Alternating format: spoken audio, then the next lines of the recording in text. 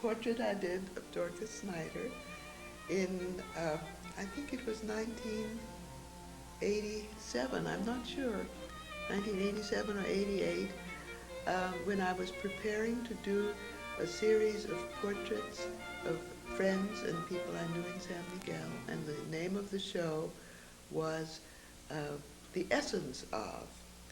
And I had just recently met Dorcas Snyder, and I was enormously impressed with all the wonderful things she is. And I asked her if she would pose for me because I had not been painting for about 2 years, and I needed a very special inspiration. And Dorcas agreed to pose for me. So she only posed once or twice, I think, and something happened.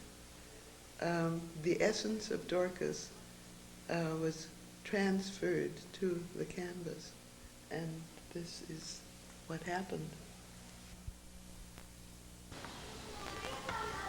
This is where Dorcas Snyder lives now. She's been here for about 3 years, and we're at the Quinta Loreto, and her house is number 35, and you will see the gorgeous white bougainvillea, and she's standing under a jacaranda tree in bloom, and we'll take you inside to show you the inside of her house. But here's Dorcas greeting us. Is sitting down under her painting of one of her paintings of the giraffes. Dorcas, you did quite a few paintings of giraffes. Do you remember how many you did? Yes, about 4 or 5. 4 or 5. At the far end of Dorcas's living dining room, and on the wall are the paintings that Dorcas did, the acrylic paintings Dorcas did about 4 years ago for a show at the Atenea Gallery. You will see the easel where Dorcas has just started a brand new painting. I don't know exactly what she has in mind there, but I'm sure it's going to be something exciting. Latest of Dorcas's paintings that she just recently completed, and it's a commission from some people in Mexico City who had seen Dorcas's work and spent a great deal of time looking for her. And when they found her, they bought one of her old paintings and commissioned her to do this one because they had heard about her beautiful bird paintings.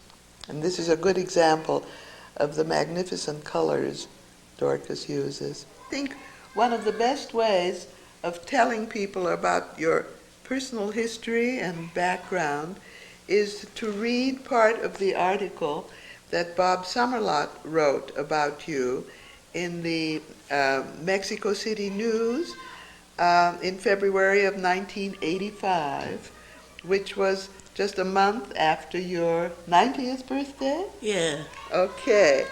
Now what he has to say is Dorcas Henderson Snyder was born in Kenton, Ohio Yeah. in 1895. Yeah. Which is, I suspect, the real site of the Fountain of Youth. Or did she find those miraculous waters at Western Reserve University?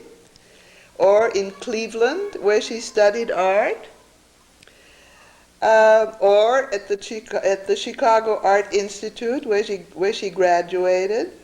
I cannot believe that she was growing younger during the 20 years that she worked as a commercial artist in Chicago. Because this is the sort of labor that gives a true artist, and Dorcas is a true artist, wrinkles, age spots, and ulcers, but not in this case. Dorcas has been slowly growing younger in San Miguel since 1954. That was when she came to live here with her late husband, the painter Oliver. I suppose I should be talking about her art, not her age, and I do not mean to emphasize one at the expense of the other, but it is remarkable and wonderful to see Dorcas tootling around town, to listen to her keen, fresh opinions, and to see her go about the business of preparing and presenting her new show. And the new show that Bob Summerlot is talking about was the show at the Bellas Artes, at which time I believe you showed about 22 paintings. Yes. And did you tell me that all but 2 of the 22 paintings were sold? Yes, I have The night of the opening, I have the program. which is an unheard of record, Dorcas. I don't think anybody has ever done that. Bob Summerlot continues by saying, she is, of course, a remarkably good painter, technically skilled, sharp in vision, full of surprising turns of imagination, but the last 2 qualities are what you expect in youthful, vibrant talent. A beautiful exhibition. The article, Bob Summerlot article I've been reading, is a part of Dorcas's beautiful scrapbook, and I think we're going to show a close-up of this card later on when we talk about the library and the cards.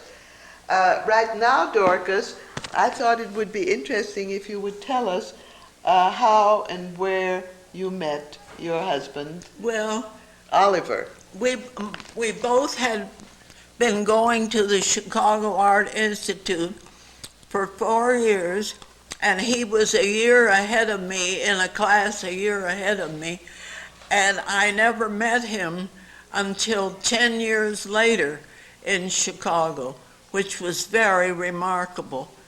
And we had had mutual friends. We had been in a same wedding, a big wedding, and yet we hadn't met. Okay. A photo of Oliver Snyder was taken in San Miguel after we had lived here about 5 years, and it was due to a show that he was having at the Bellas Artes, and it was written up by Tom Scott, who was then the correspondent for San Miguel, the Mexico City News. Dorcas, 53 or 54? Yes, to live, definitely, Yes. permanently. And what but we had been here before. You came to visit. To but see. what was it that made you decide that you wanted to live here? Well, of course, the fact that they had an art school and we could start back with our fine art and try to forget about our commercial art and start all over again to study and refresh ourselves on fine art, which was what we had studied in Chicago. Sterling Dickinson was the director of the Instituto Allende in San Miguel, and James Pinto was their most prominent instructor, who was a great influence to both of us, but there were other very fine artists assembled here. Like Dieter Kortlang? Such as Dieter Kortlang, who originally came from Germany, and Fred Samuelson, who also had been a student at the Chicago Art Institute. And somebody said that you were a vulture for culture and that you could never get enough of an art education. Well, I kept on studying, of course. We both continued for 5 years with James Pinto, but then after that, whenever he gave a workshop here, I would go to that up until in the 1980s, which was a long time. And some people have commented on the fact that your style of painting was very, very different from Oliver's. Yes. Do you feel that that is true? Oh yes. There's no way that we could be more individual, because he had a certain way of, his were more Okay. almost completely non-objective, and his it was a dream world, and mine was more a design world. As James Pinto always said, that mine was always made into a design, which is quite obvious. And looking over there at your painting just below Yeah. one of Oliver's, I think is You a can- very good example of example what you were just talking about. Yes, of just what we were saying. Okay. Dorcas, am I right that you and Oliver bought the historic house on Canal 34 about 1960? Yes, and we restored it with a great many huge pieces that were brought from Mexico City, from the Braniff House on the Reforma in Mexico City. I think you have photos of that, don't you? Yes. Okay, here we go. This, Dorcas, this is a photo of the sala, the main, the main living room. And say that again, will you, darling? This is a detail of the living room. Yes, of the fireplace, which was carved in stone and was from the home of General Aldama, who was one of the revolutionary generals in Mexico history. The photos we just saw are in this book called Mexican Homes of Today, which was published quite some time ago, right? Yes. 1964. It was published in 1964. Now, I understand, Dorcas, that you and Oliver had quite a gallery in your home, the Roma Gallery. Yes, but this was such a large house with a 40-foot living room that we found that we had to have it fixed more like a gallery, because we couldn't use that large sala all the time. We had a smaller sala that we used. And am I right that your sales were so good that you were able to make trips to Europe every other year or every year? No, I've discovered that we went every 5 years. Oh, every 5 years. Four different ones, beginning 60, 65, 70, 75, and 80.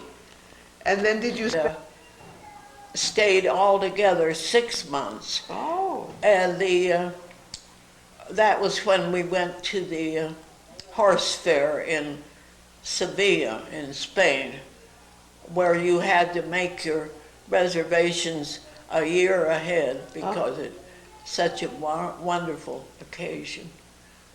And mention that we had a huge show of Toby Joy Smith, and quite a few of them were sold here in San Miguel. Also, Julia Lopez, who is maybe today still very prominent, and many of her things were sold and to New York from our gallery. I see.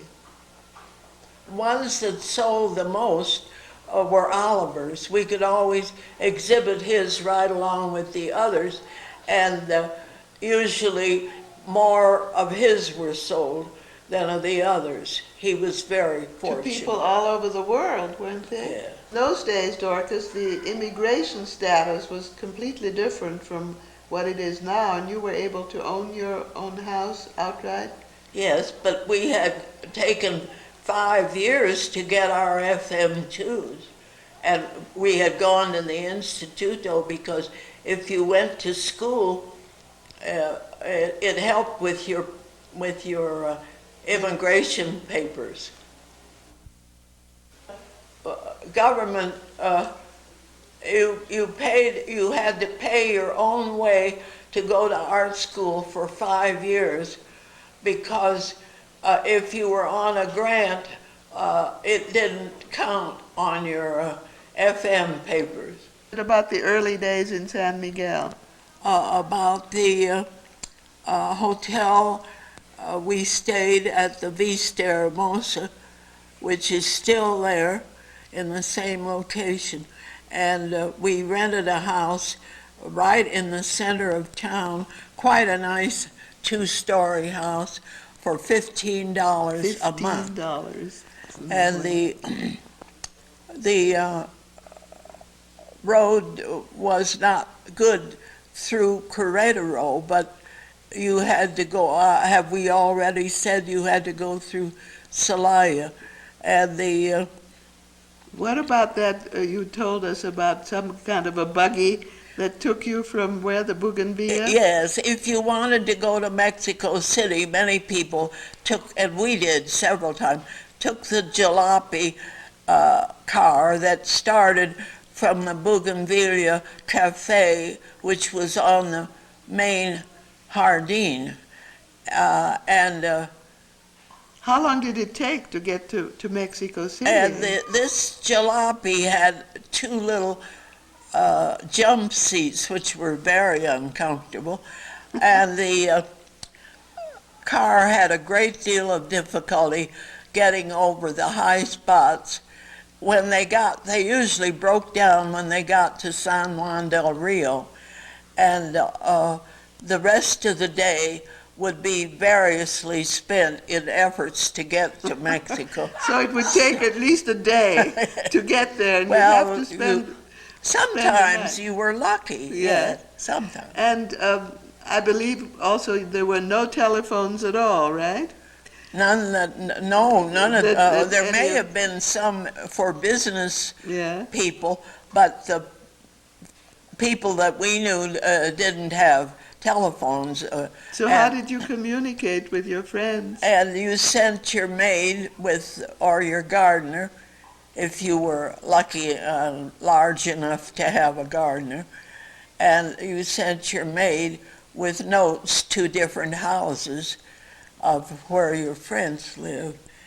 And this worked very well, And very successful. when you had a party, how many people would be at a party?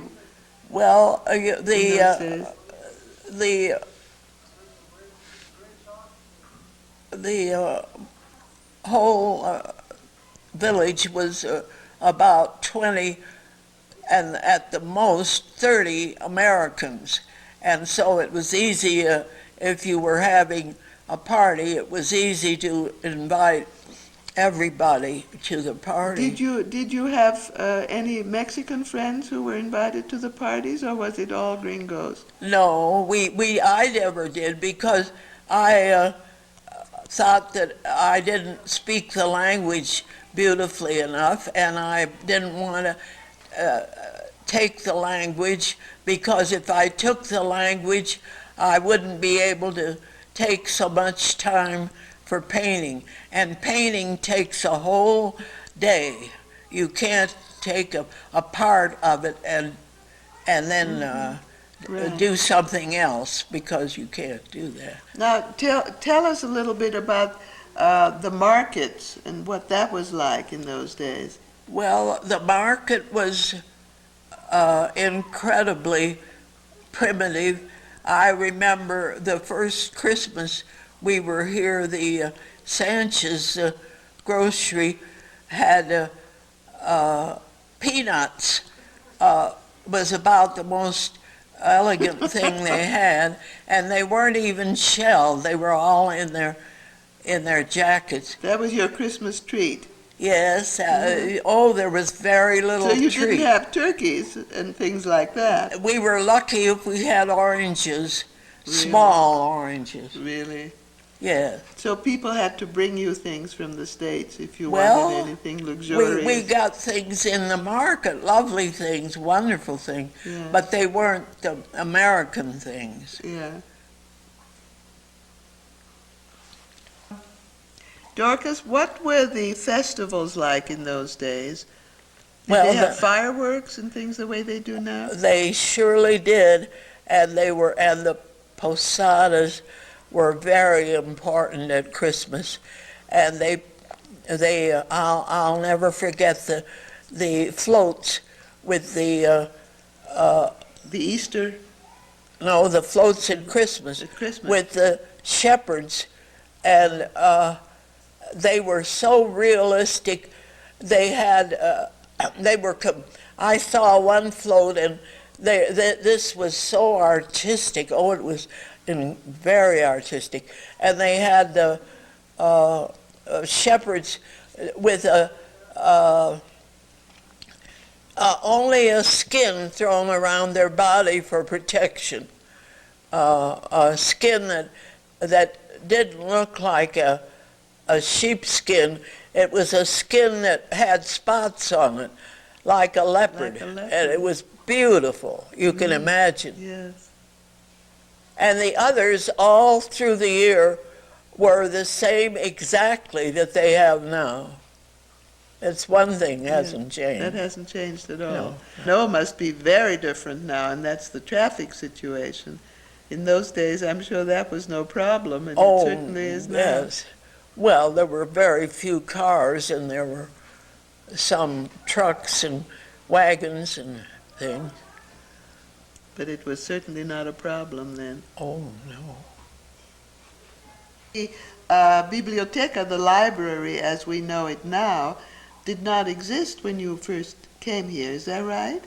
Yes, that's right. We were invited, my husband and I were invited to be on the board, and it was held, the board meetings were held in a small house in the center of town, and they began looking for a larger place at that time, very early, and my husband was on the committee to choose the house, and I How remember Lucha Maxwell was on that committee, and did they find the house? Dorothy Vidargus went to Guanajuato and got the governor of the state to give us that property in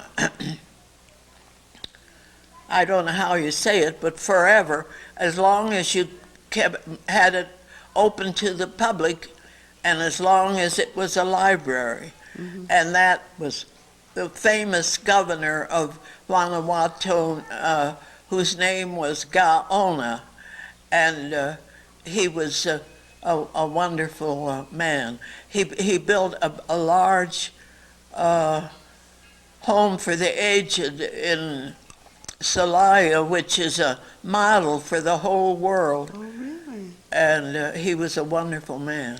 And what was the building that the library is in now? It What had was been originally? used as a slaughterhouse. Oh, First, it had been some kind of a church property for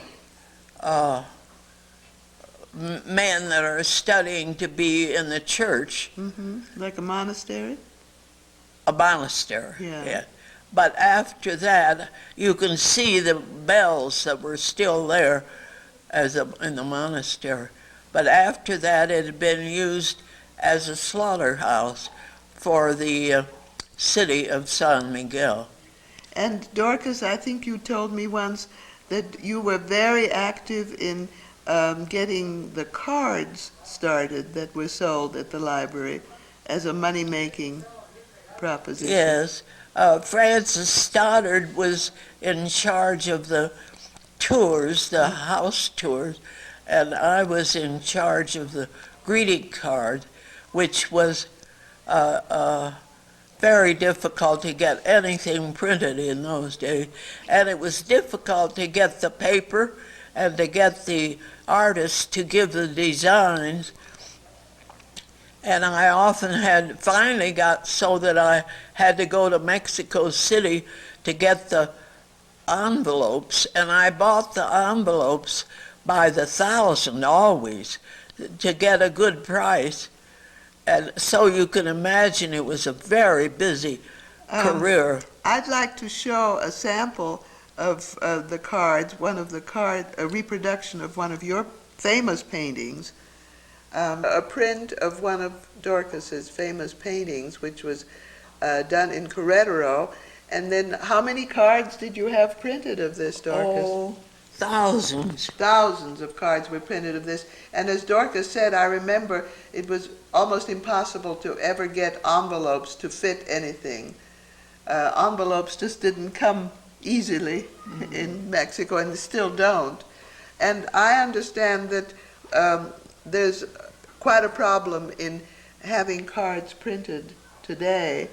And I know that Catherine Blair did a wonderful job for several years and made quite a bit of money for the library.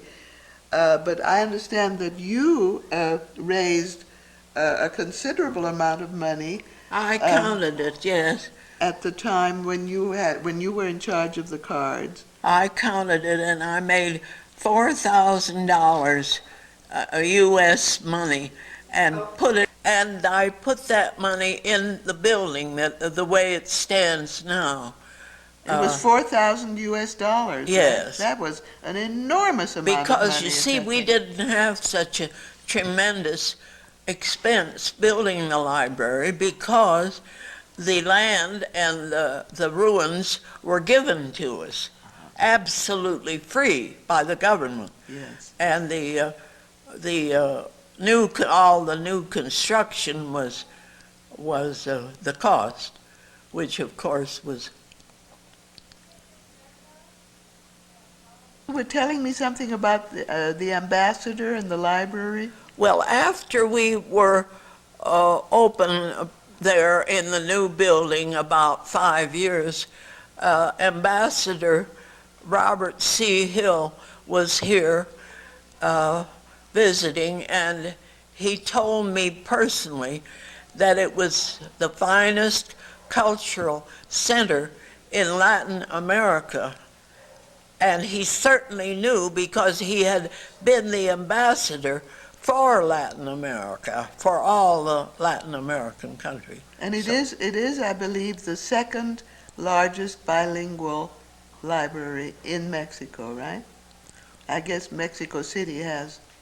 They have very little in Mexico City. So maybe this is the biggest. I'm sure it is. Yes. They have the Benjamin Franklin Library, which is not a very impressive collection. Mm-hmm. It's more to try to teach them farming. Yes, I see. And of course, the wonderful thing that has been done by the library is to raise money for the scholarship fund. Yeah. Which yes, is probably the one of the most important scholarships things. Are remarkable in their scope. And as you said, Francis Stoddard started the House and Garden Tours, yes, which has really been the main support for the library. Yeah. We Oliver and I never regretted coming to Mexico to live. We both had rather long lives up to date, and we were so much in love with the Mexican people, and I still think that it was wonderful to have such wonderful relations with such wonderful people.